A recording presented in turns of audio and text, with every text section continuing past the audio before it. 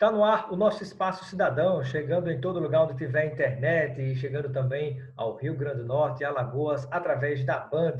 Hoje vamos conversar com o senador pelo PSL de São Paulo, Major Olímpio. Seja bem-vindo, Major, ao nosso Espaço Cidadão.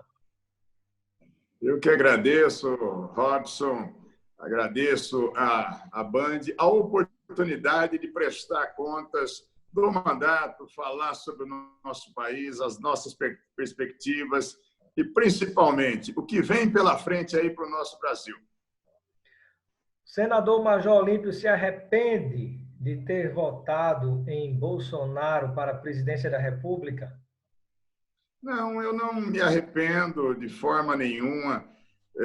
Eu fui um aliado de primeira hora do Jair Bolsonaro, quando era apenas um sonho ele disputar a presidência. Nós fomos deputados juntos, ele tinha 3% de intenção de votos, e nós sonhamos juntos mudar o nosso Brasil naquele momento, tirar a esquerda, combater a corrupção e resgatar a segurança pública. Foram essas três bandeiras maiores que me estimularam a apoiar o Jair Bolsonaro. Não sou arrependido, não. Aliás, nós tivemos um afastamento de ordem pessoal, não política. Pessoal porque ele quis que eu retirasse a assinatura, parasse de encabeçar um pedido de CPI para o Supremo Tribunal Federal para proteger filho com problemas. Eu disse a ele, pelo amor de Deus, não me... Não é, senador? Como? Problema de corrupção, não é? Está sendo apurado pelo Rio de Janeiro, lá pelo Ministério Público no Rio de Janeiro, questões relacionadas, sim, a desvios de recursos públicos. E isso, o presidente, inicialmente, o filho que é senador, depois o próprio presidente me pressionou com isso. Foi um momento muito duro para mim, não é dizer não a um amigo, mas foi dizer para o amigo, seja racional, não vamos tropeçar no discurso. Nós sempre defendemos uma bandeira. Infelizmente, ele ficou do lado do filho e aí houve esse afastamento de ordem pessoal. No Congresso, as pessoas que acompanham sabem que as medidas provisórias, os projetos de governo, eu continuo a defender, eu continuo a votar favoravelmente. Agora, para mim, foi muito duro, ao ponto de eu estar verdadeiramente enojado com a política. Até já anunciei aqui que não pretendo mais disputar eleições para frente, me desiludi. Naquele momento, o Bolsonaro foi fundamental, porque foi retirada a esquerda do poder, é importante essa alternância de poder, mas nós deixamos muito a desejar, não estamos verdadeiramente fazendo um trabalho que nós nos propusemos no combate à corrupção, no incremento da segurança pública, e eu vejo com muita tristeza isso. Respeito, não vou atrapalhar em nada, só ajudo, mas pessoalmente eu me distanciei. Agora, senador, se houve esse rompimento pessoal, por que não houve um rompimento político, já que a temática principal é a que fez se aproximar do próprio Jair Bolsonaro, que é contra a corrupção, não é? O senhor mesmo, em outra ocasião, já declarou, por exemplo, que a cassação de Dilma foi uma cassação política, essa questão das pedaladas fiscais. Hoje, existem vários crimes de responsabilidade que poderiam ensejar o próprio impeachment de Bolsonaro, né? Então, eu pergunto, diante dessa temática da corrupção, como está envolvendo o próprio filho, por exemplo, por que não um rompimento político com Bolsonaro?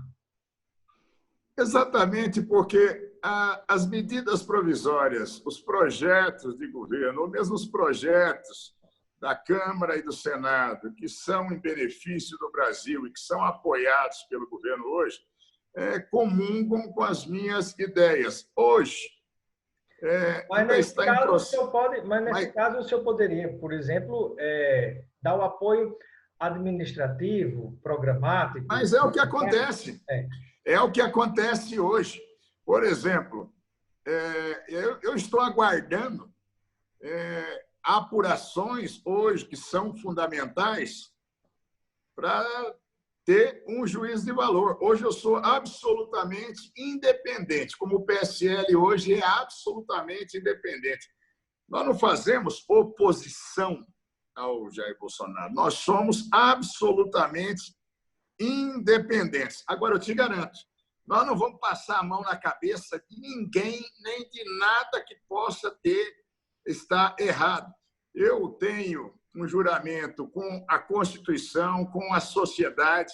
Eu sou um policial militar de São Paulo. Ingressei há 42 anos. No primeiro dia, me ensinaram a fazer um juramento de até morrer, se preciso for, em defesa da sociedade. Eu estou de cabelo branco, já estou mais velhinho, mas o juramento continua valendo. Meu compromisso é com a lei, meu compromisso é com a sociedade. Algumas pessoas ligadas ao Bolsonaro dizem, olha, o Olímpio está sendo um traíra com a gente. Não traíra, é trair valores, é ter obediência cega com coisas que estão erradas, que não pode ter em nenhuma circunstância. Então, eu te garanto, nós não vamos tolerar nenhum ato de corrupção, como nesse momento o PSL, eu particularmente, eu estou decepcionado demais com essas nomeações que estão sendo feitas por indicações políticas agora, que a vida toda nós falamos, nós não aceitamos toma lá da cá, não tem essa conversa. Quando o presidente assumiu, ele escolheu os 22 ministros. O toma lá da cá, senador, vem acontecendo desde o período da reforma da Previdência, né? Olha, se existiam casos pontuais, eles não estavam tão escancarados assim, como nós temos agora. Por exemplo, o Departamento Nacional de Obras contra a Seca, o Fundo Nacional do Desenvolvimento Escolar, a Fundação Nacional da Saúde, que estão sendo entregues a partidos. Roberto Jefferson, Valdemar da Costa Neto e tantos outros. Pois é, tem tudo para dar errado. Nós já assistimos esse filme, nós já vimos lá por que gerou Mensalão e aquele escândalo todo e tantos desvios. Nós já vimos o que gerou Operação Lava Jato e Petrolão. É a mesma fórmula trágica para o Brasil. Então, ninguém vai me fazer concordar com essas coisas. Não, agora eu tenho que ser 100% cego, aliado e alienado e concordar com coisas erradas, porque agora nós estamos no governo. Não tem essa, não. Eu não indiquei ninguém para nenhum cargo de governo. Eu não aceito emenda extraordinária que não tenha previsão no orçamento. Ninguém vai me pagar para eu fazer o que eu já tenho obrigação de fazer e o povo me paga. O senhor chamou recentemente o presidente Jair Bolsonaro de traidor. A quem ele traiu? Ele tem traído esses valores, tem traído os compromissos com a população brasileira. Ele mesmo dizia, e junto comigo, não tem toma lá da cá. Se for para fazer a mesma coisa, não vote em mim. Nesse momento que eu quis abrir uma CPI do Supremo, ele e o filho dele fazerem uma carga para senadores tirarem as assinaturas, ele mesmo pessoalmente me pressionar, brigar comigo, até me ofender, dizendo, olha, você deve a sua eleição a mim. Eu sei que eu devo. Eu sou grato a isso. Mas não tenho que ser submisso a coisas erradas. E ninguém vai me fazer abraçar com coisas erradas. O senador Flávio Bolsonaro é bandido? Na minha visão, é. Isso, olha, depois que nós tivemos essa ruptura maior, que ele ofendeu as deputadas as senadoras do PSL, quando eu fui falar com ele, ofendeu a mim também. O pai tomou o telefone e começou a me ofender também, e eu, logicamente, não sou a Madre Teresa de Calcutá. É lógico que eu respondi de forma grossa na medida que fui ofendido. Mas esse comportamento dele, em mim, cheira podre com tudo. E depois que nós tivemos esse racha final, para mim, esse senador não existe. Não existe. Ele que se explique com a justiça, ele que prove se tem condição de provar. Eu acho que ele não tem condição nenhuma de provar nada de inocência, mas Senador, isso aí agora está na mão da justiça. Senador, e todo esse conjunto da obra não seria suficiente para um rompimento definitivo político com o Jair Bolsonaro? Eu não posso romper com o país. Eu tive 9 milhões e 39 mil, 9 milhões e 39 mil votos. Mas Bolsonaro é o país, senador? Não. Na medida que nós estamos votando medidas provisórias hoje, que dão auxílio emergencial às pessoas, dão auxílio às pequenas empresas, eu vou votar contra porque é um projeto do governo? Não posso. Não posso votar contra o país. Agora, qualquer medida que tiver, que tenha de apuração, de enfrentamento à corrupção, que tenha projetos que eu veja que deliberadamente está se tentando favorecer a corrupção. Por exemplo, eu continuo forçando para votar a prisão após segunda instância, que o presidente é contra. Eu continuo pressionando. Agora, o presidente fez um veto que congela salário dos servidores públicos, principalmente da saúde e da segurança, e tira a contagem de tempo de serviço por 19 meses dos servidores públicos. Eu estou tentando derrubar o veto. Se isso é fazer a oposição, eu estou fazendo, mas é pontual. As coisas que são para o Brasil hoje, dentro do programa econômico, de recuperação, de enfrentamento para a fome, mesmo para a segurança, eu vou apoiar e vou fazer. Coisas que eu julgo que são erradas, que são equivocadas. Por exemplo, agora, eu fui o primeiro a sair de pau para cima do ministro da Saúde interino, que quis mudar a matemática.